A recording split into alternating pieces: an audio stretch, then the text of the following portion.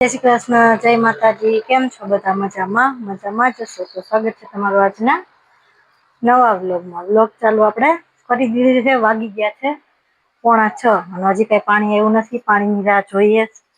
પાણી આવે પછી કઈક કામ કરવાની ખબર પડે. જે એવું નથી પાણી. 5:45 થઈ ગયા છે. તડકો તો જો કેવો તડકો. પાણીની રાહ છે. હવે પાણી આવે પછી આપણને કઈક રસોઈ બનાવી મૂકવાનું ખબર પડે.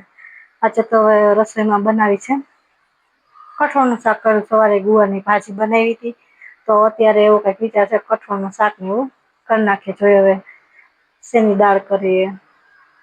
આમ જોઈએ તો અડદની દાળ કરી નાખીએ. હમણાં કેટલો દિવસથી કઈ અડદની દાળ બનાવી નથી તો અડદની દાળનું શાક બનાવી નાખીએ. બહુ મસ્ત થાય, મજા આવે. દાળ એમનેમ પીવાની બહુ મજા આવે, મસ્ત થાય. તમને બધાને ભાવે કે નહીં કોમેન્ટ કરીને કેજો. 5:45 થયા, થોડીક વાર રાહ જોઈ. પાણી આવી જાય તો ઠીક, નકર આપણે રસોઈ કરવાનું ચાલુ કરી દઈએ. પછી જોતા જાશું કે પાણી આવી ગયું છે કે નહીં અને રસોઈનું કામ પણ ચાલુ રાખી દઈશું. વહેલા સાર બનાવી નાખીએ, વહેલો જમી લઈએ તો સારું. પાણીની રાહ છે. પાણી આવે પછી આપણે કામ કરીએ. થોડીક વાર રાહ જોઉં 6 વાગ્યા સુધી, નકર પછી દાળને બાફવા મૂકી દઉં. બાજરાના રોટલા ભાવે દાળ આવે પણ અત્યારે ઉનાળો છે એટલે બહુ ન મજા આવે બાજરાના રોટલા. આમ તો મકાઈ જારનો એ છે પણ એ હજી મેં બપોરે ખાધો એટલે કઈ ઈચ્છા નથી. આવે થોડીક ઘઉંની રોટલી ને એવું બનાવી નાખશું. શિયાળો હોય તો બાજરાના રોટલા વધારે ભાવે તો હાલે. બાજરાના રોટલા એટલે ઉનાળો તડકો કેવો ને એમાં પાછા બાજરાના રોટલા ગરમ કહેવાય એટલે વધારે ઓલું થાય એટલે નથી બનાવવા. અમે ખીચડી કઈ આજે બનાવી છે નહીં. રોટલી કરી નાખીશ થોડી. દાળ હોય તો પછી અહીંયા ખીચડી આમ બહુ મજા ન આવે એને રોટલી કે રોટલા હોય તો મજા આવે. બટેટાનું એવું શાક હોય તો એને આપણે ખીચડી બનાવીએ તો હાલે. એટલે હવે આજે ખીચડી બનાવી નથી. રોટલી દાળ બનાવીશ. હમણાં તો દાળ કાઢીને દાળ મૂકી દઉં બાફવા. પાણી આવી જાય મોટર ચાલુ કરી દઉં તો ટાંકો ભરાય તો બહાર જોવા જવાની જરૂર ન પડે. આ તો પછી અડધું કામ રસોડામાં જવું પડે, ઘડીક થઈને બહાર જવું પડે. જો પાણી આવી ગયું નથી. પાછું પાણી આવી જાય ખબર ન હોય તો ક્યાંય છેક પહોંચે પાણી. એટલા માટે પાણી આવી જાય તો પછી આપણે કરીએ નકર ચાલુ કરી દઈએ. જોતા જશું પાણી એવું જ છે કે નહીં તો સારું. તમે બધા બ્લોગ આગળ જોતા રહેજો. તો હવે જો દાળ તો આપણે બાફવા મૂકી દીધી છે. અડદની દાળ બનાવી, દાળ મૂકી દીધી બાફવા અને પાણી આવી ગયું. ટાંકો ભરાય છે ઉપર. હવે લસણને ફોલવું છે, પછી બાંધવો છે લોટ ને પછી બનાવી નાખું સરસ મજાની દાળ. બહુ મજા આવે. તમે પણ બધા એકવાર જરૂર બનાવજો. અમે બનાવી એવી રીતે.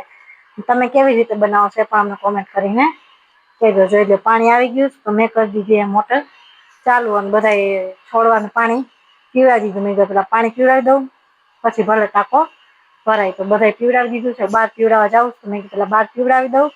અંદર મૂકી છે દાળ બાફવા. દાળ બફાઈ જાય ને બહાર પાણી પીવડાવી આવું. પછી આવીને મેં કીધું લોટ બાંધી નાખું પછી લસણને ફોલી નાખીએ. આપણે રોજ લસણ ફોલવું જ પડે. જોઈએ એટલું જ ફોલીએ. આપણે ફ્રીજમાં કંઈ રાખતા નથી એટલા માટે. તો સારું ચાલો હવે હું બધા છોડવાને બહાર અંદર તો પીવડાવી દીધું. બહાર પીવડાવવાનું બાકી છે. પૂરીને એને પીવડાવી દઈ. હવે પછી આવીને કરી નાખીએ રસોઈ પાછી ચાલુ. આવીને પેલા લોટ બાંધી નાખું પછી વઘારી નાખીશ દાળ. દાળ વઘારીને બનાવી નાખવાની. ત્યાં તો બધા આવી જાય તો પછી ગરમ ગરમ રોટલી હોય તો સારું. સવારમાં તો પછી બનાવી નાખ્યું હતું ગુવારનું શાક એટલે અત્યારે મેં કીધું કઈ બકાલાનું કે એવું કઈ બનાવવું નથી. અત્યારે કઠોળ બનાવીએ તો સારું. બપોરે બકાલું ખાધું પાછું અત્યારે કઈ બકાલું ભાવે નહીં એટલા માટે અત્યારે બનાવું છું. મેં કીધું કઠોળ એટલે દાળ તો બાફવા મૂકી જ દીધી છે. સારું ચાલો તો તમે બધા બ્લોગ આગળ જોતા રહેજો.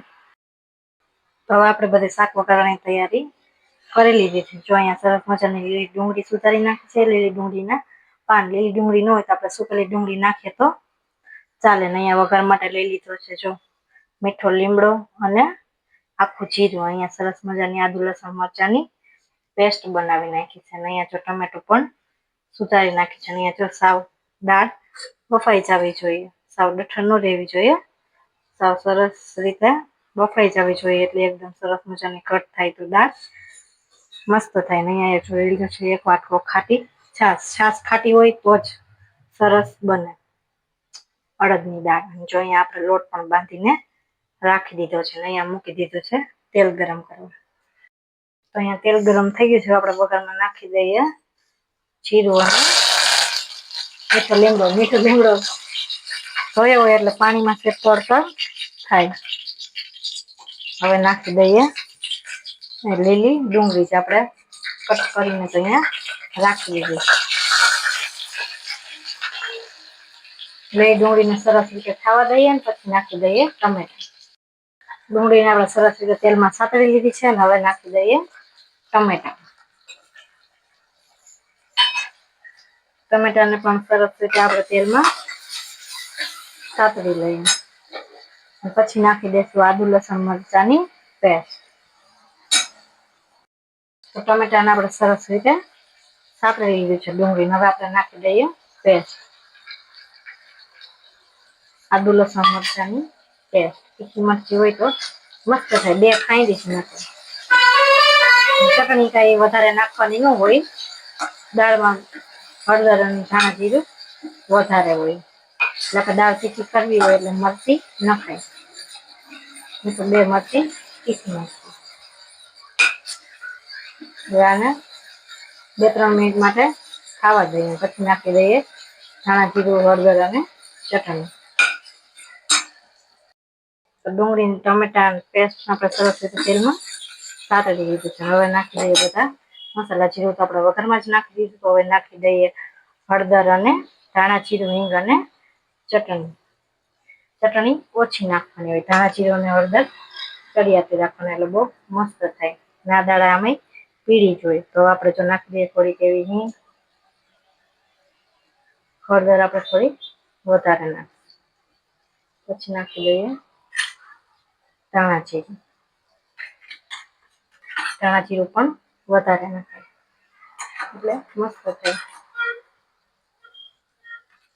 થોડીક એવી નાખી દઈએ ચટણી.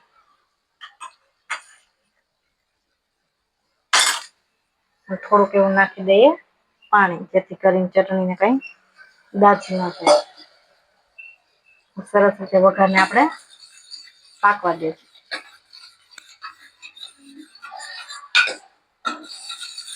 પછી આપણે નાખી દઈશું દાળ. ઉપર તેલ આવી જાય ત્યાં સુધી આપણે સરસ વઘારને પાકવા દીધો છે. 4-5 મિનિટ માટે વઘારને સરસ રીતે આપણે પાકવા દેવાનું. હવે નાખી દઈશું આપણે દાળ, જે આપણે બાફીને રાખી દીધી.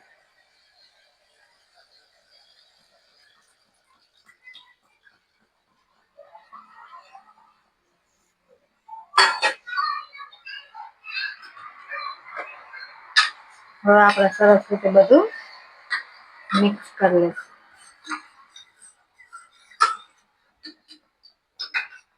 છાશ આપણે થોડીક વાર પછી નાખશું. થોડી વાર દાળને પણ વઘાર સાથે પાકવા દઈએ. પછી નાખી દઈશું છાશ. જોઈ લો, આપણે દાળ ઉકળવા રાખી દીધી. ક્યારની ઉકળે હજી આપણે થોડીક વાર ઉકળવા દઈશું. જો થઈ ગઈ ને સરસ કટ, કેટલી આછી હતી. પછી આને થોડીક વાર ઉકળવા દઈએ ને પછી નાખી દઈએ ધાણા ભાજી. પછી આપણે સરસ મજાની દાળ બનીને થઈ ગઈ હતી તૈયાર. તમે બધાને ખાવી હોય તો આવી જાય.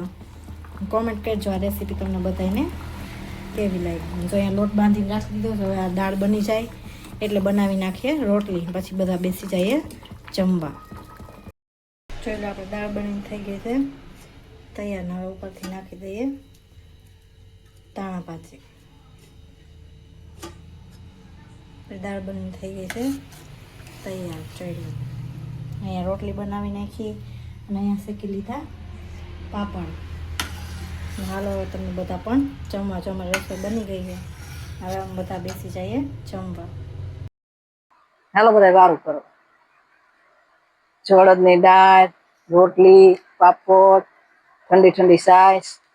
તમે બધા વારું પાણી કરવા આવો. અને તમારે બધા કેટલો પ્રોબ્લેમ છે ગેસના બાટલાનો એ કોમેન્ટ કરજો બધા. કા તમારે ભરાઈ ગયા કે નથી ભરાઈ ગયા, પેટ્રોલનો કેટલો વાંધો છે બધું કોમેન્ટ કરજો બધા. તો અમને ખબર પડે કે આ બધાનો વાંધો છે કે આપણે એકનો વાંધો પડ્યો. બરોબર. અમારા વિડીયો સારા લાગતા હોય તો લાઈક, શેર ને સબસ્ક્રાઈબ કરવાનું ભૂલતા નહીં.